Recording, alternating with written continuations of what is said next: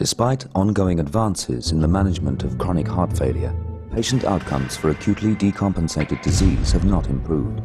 Across Canada, patients hospitalized for heart failure continue to suffer frequent complications, and 16.5% die during their initial hospitalization. An examination of the pathophysiology of acute decompensated heart failure identifies promising new avenues for treatment.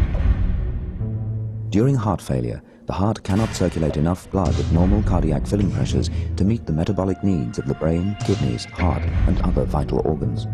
The body responds by releasing neurohormones.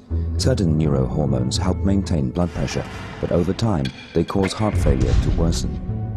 One of these neurohormones is renin, released by the kidneys in response to decreased perfusion and increased sympathetic activity. Renin activates the renin-angiotensin-aldosterone system, or RAAS, by cleaving angiotensinogen in the liver to produce angiotensin-1, which is further converted to angiotensin-2 in the lungs. Angiotensin-2 binds to blood vessel walls, causing vasoconstriction.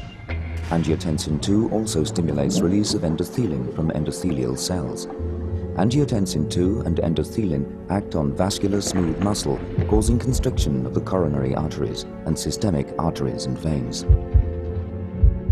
While vasoconstriction helps maintain blood pressure, it can also have maladaptive effects.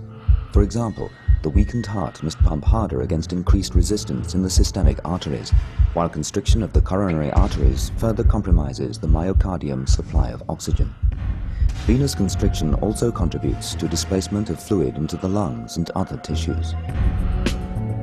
Angiotensin-2 stimulates the adrenal glands to release aldosterone. Aldosterone causes the kidneys to reabsorb sodium into the bloodstream, and with it, water.